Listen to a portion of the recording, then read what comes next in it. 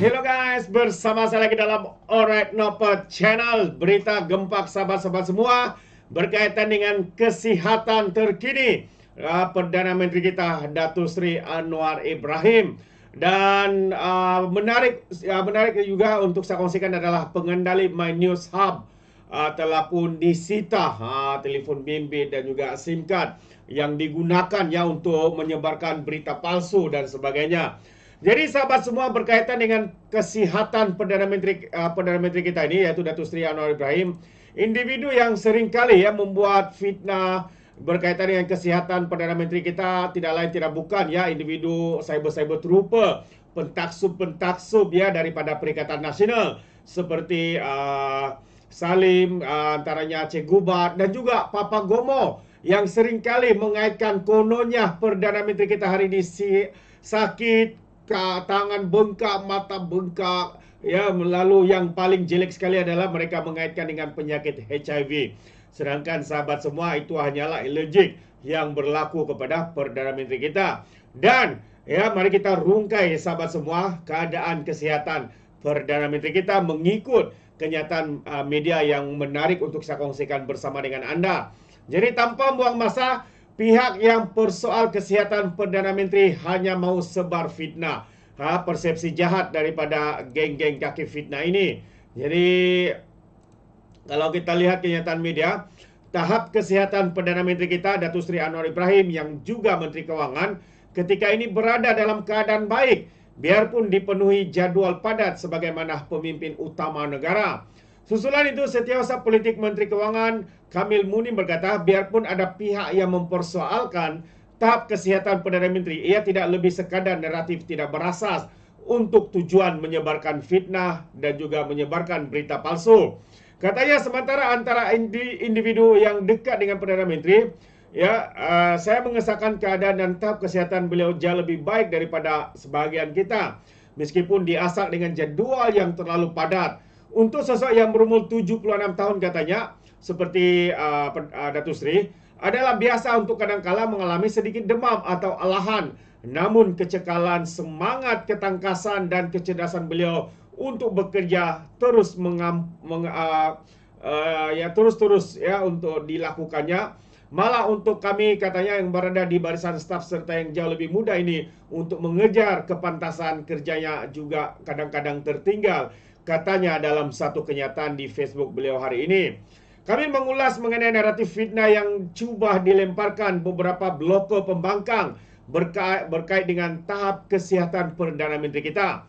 Jadi mengulas lanjut, Kamil berkata, sungguh pun dilempar pelbagai fitnah, Anwar tidak berganjak daripada tekannya untuk merubah negara kita. Dan perubahan itu satu proses yang mesti ditelan meskipun memakan masa dan menerima kecaman.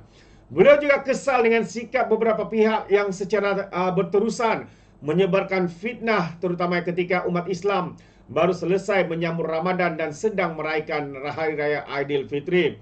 Namun, ruang suci ini terus dirempuh dengan hamburan politik yang berbau fitnah dan rekayasa oleh beberapa watak yang kita sedia maklum mempunyai dendam yang tidak berkesudahan terhadap Perdana Menteri yang kini gigih mengemudi batera negara ke mercu yang lebih tinggi. Lebih parah lagi, naratif longkang dan rendah akal ini dipanjangkan oleh sebilangan pendukung gerombolan yang mahu untuk menegakkan Islam kononnya. Ini ternyata mendukacitakan tak kala Islam melarang dan mencegah umatnya dari sebarang unsur fitnah, serta Islam bertegas keras bahawa penfitnah mana-mana insan adalah umpama membunuh insan itu. Penegasan ini juga tidak sampai ke benak sebilangan mereka, katanya. Justru Kamil menggesa polis Diraja Malaysia bertindak tegas terhadap penfitnah ya, dan memberi ruang selepas mungkin kepada pengkritik yang jujur, kerana hak demokratik tidak mencakup amalan menfitnah dan juga rekayasa. Itu antara pengesahan daripada Kamil ya, Kamil Setiausaha kepada Perdana Menteri kita, bahwa kesihatan Perdana Menteri berada di tahap yang terbaik. Ya, kebiasaan kalau setakat demam, kalau allergic, itu adalah perkara biasa. Sesiapapun kalau yang selalu keluar di cuaca yang tidak menentu, panas sejuk ini, pastinya mungkin akan demam, menghadapi alahan dan sebagainya. Seperti mana juga yang berlaku kepada Perdana Menteri kita, sahabat-sahabat semua. Jadi itu perkara biasa, tapi yang luar biasanya adalah pihak-pihak pembangkang cyber trooper yang tidak habis-habis ya menjual, menjajah fitnah ya, dan juga menjadikan Perdana Menteri kita sasaran kepada berita-berita palsu yang dilemparkan oleh kaki-kaki fitnah ini. Dan perkara seterusnya ya perkara yang dilakukan oleh blogger ataupun media ini ya membuat satu berita palsu. Akhirnya hari ini sahabat semua, MC sita kad SIM card dan juga telefon pengendali akaun media sosial My News Hub. Jadi itu antara tindakan pantas yang dilakukan ya oleh MC kerana My News Hub ini dikatakan telah membuat satu hantaran yang berbau fitnah dan juga hasutan. Jadi MC menyita kad SIM dan seunit telefon bimbit pengendali akaun media sosial My News Hub. Susulan portal itu memuat naik serta menyiarkan semula klip video lama yang mencetuskan kekeliruan dalam kalangan pengguna media sosial. Video tular berkenaan adalah video lama yang menampilkan sekumpulan audiens dan juga Ketua Setiausaha Negara Tan Sri Muhammad Zulkifli Ali membabitkan simulasi ataupun contoh ya kesiapsiagaan anggota keselamatan sekiranya berdepan dengan situasi serangan provokatif.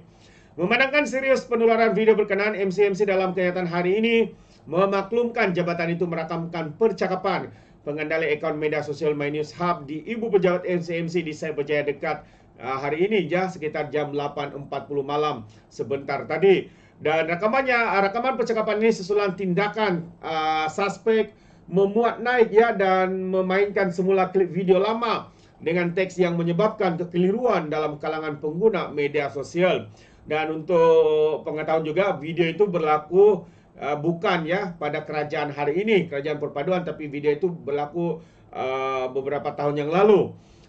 Dan ianya bukan kejadian yang benar-benar ya, walaupun nampak benar, tapi ia adalah satu simulasi ataupun satu contoh. Jadi kertas siasatan kes itu akan diserahkan kepada pejabat peguam negara selepas siasatan selesai katanya. Kes itu disiasat mengikut Seksyen 233 Akta Komunikasi dan Multimedia yang sabit kesalahan boleh didenda maksimum 50.000 atau penjara sehingga 1 atau kedua-duanya sekali. Susulan itu MC mengingatkan orang ramai supaya tidak menyalahgunakan perkhidmatan rangkaian dan juga aplikasi talian untuk menyebarkan sebarang kandungan yang tidak sahih atau berita palsu. Dan sementara itu, Jabatan Perkhidmatan Awam JPA menjelaskan video simulasi berkenaan dikongsikan dengan niat memainkan sentimen negatif terhadap kerajaan hari ini, kerajaan perpaduan yang di bawah pimpinan Perdana Menteri kita Datuk Seri Anwar Ibrahim. Jadi itu antara pencerahan dan juga tindakan pantas daripada MC yang sudah pun membuat siasatan terhadap individu pengendali ya kepada My News Hub ini, dan sudah pun disita ya. Kalau selesai saja penyiasatan akan diberikan kepada pejabat peguam negara terbaik. Jadi sahabat semua, terima kasih sampai di sini saja. Sekiranya Anda memberikan sebarang komen, pandangan berkaitan dengan dua isu yang saya kongsikan ini, Anda boleh berikan di dalam ruangan komen. Tapi ingat, komen dengan cara berhemah. Jadi izinkan saya untuk mengundurkan diri. Dan seperti biasa, peribahasa mengatakan tapapun kangkap dua ton keinginan. Dalam bahasa Melanya, tepuk dada, tanya selera. Sekian daripada Orang Dapat Channel. Kita berjumpa lagi. Bye-bye.